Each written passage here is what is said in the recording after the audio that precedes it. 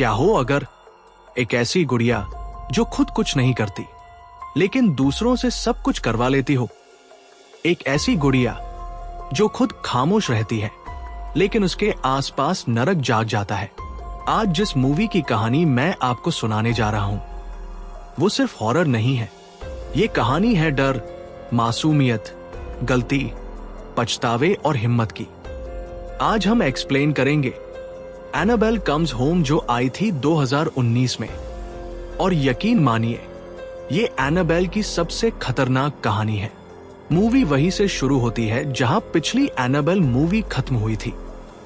एक मां जो अपनी छोटी बेटी को खुश देखना चाहती है, वो एक पुरानी अजीब सी दिखने वाली गुड़िया खरीदती है, एनाबेल।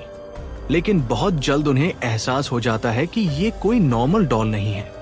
ये डॉल बच्ची के आसपास अजीब चीजें करने लगती है। रात में आवाजें, डॉल की जगह बदल जाना और बच्ची का धीरे धीरे बदलता व्यवहार। डर के मारे वो परिवार इस डॉल को एड और लरेन वॉरेन को सौंप देता है।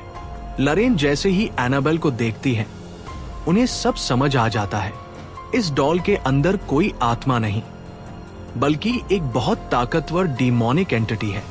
एड और लरेन एनाबेल को अपने घर ले जा रहे होते हैं लेकिन रास्ते में उनकी कार खराब हो जाती है और उन्हें एक कब्रिस्तान के पास रुकना पड़ता है। यहीं से असली डर शुरू होता है। लरेन को कार की पिछली सीट पर एक लड़की की आत्मा दिखाई देती है। वही लड़की जिसकी कुछ देर पहले एक्सीडेंट में मौत हुई थी। वो लड़की मुस्कुराकर कहती है, आई लाइक योर डॉल। लेकिन लरेन समझ जाती है ये सिर्फ शुरुआत है। कब्रिस्तान से कई आत्माएं निकलकर उनकी कार को घेर लेती है। एक स्पिरिट जानबूझकर सड़क पर आ जाती है ताकि सामने से आ रहा ट्रक एड को कुचल दे, लेकिन किसी तरह एड बच जाते हैं। अब दोनों को यकीन हो जाता है एनाबेल इन सारी आत्माओं को कंट्रोल कर रही है। घर पहुंचते ही एड और लरेन एनाबेल को अपने ऑकल्ट म्यूजियम में ले जाते हैं। ये म्यूजियम कोई शोपीस नहीं है। यहाँ रखी हर चीज कभी न कभी किसी की जिंदगी तबाह कर चुकी है।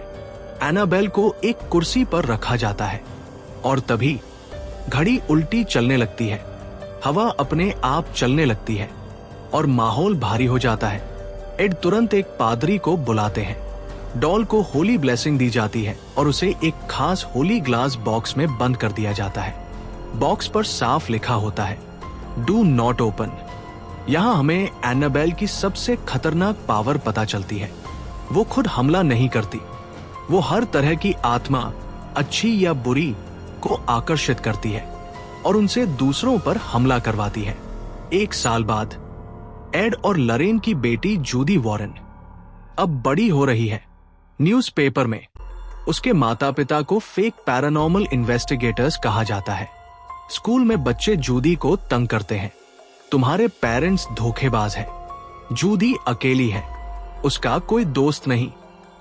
लेकिन एक बात अलग है, जूडी भी अपनी मां लरेन की तरह आत्माओं को देख सकती है।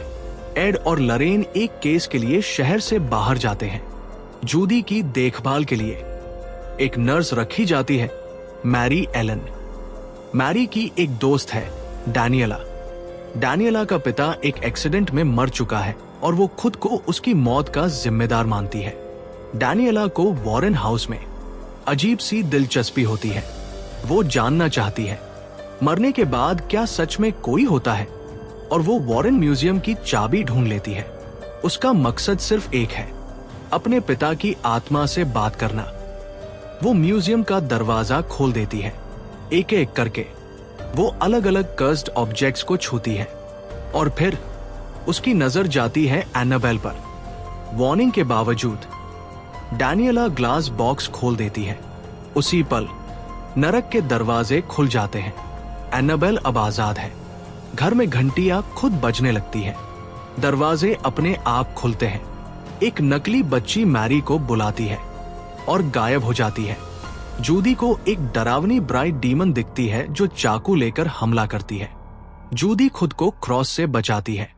मैरी को पता चलता है जूडी स्पिरिट्स देख सकती है, लेकिन वो उसे समझाती है हर आत्मा बुरी नहीं होती, डैनियला अपने पिता की आत्मा समझकर एक स्पिरिट को फॉलो करती है, लेकिन वो आत्मा नहीं, एक डीमन होता है। उसे ब्राइट डीमन पोजेस कर लेता है। बाहर मैरी पर एक वेयरवुल्फ डीमन हमला करता है, लेकिन ठीक वक्त पर वो लड़का शॉपकीपर मैरी को बचा लेता है। अब सिर्फ एक ही रास्ता है, एनाबेल को वापस बॉक्स में बंद करना। एक अच्छी आत्मा, फादर स्पिरिट, जूदी को रास्ता दिखाती है। ये साबित हो जाता है हर स्पिरिट बुरी नहीं होती। तीनों लड़कियां जान जोखिम में डालकर एनाबेल को ढूंढती हैं।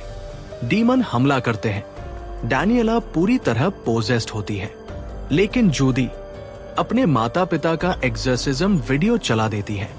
डैनियला आजाद हो जाती है। एनाबेल को वापस होली ग्लास बॉक्स में बंद कर दिया जाता है और सब कुछ शांत।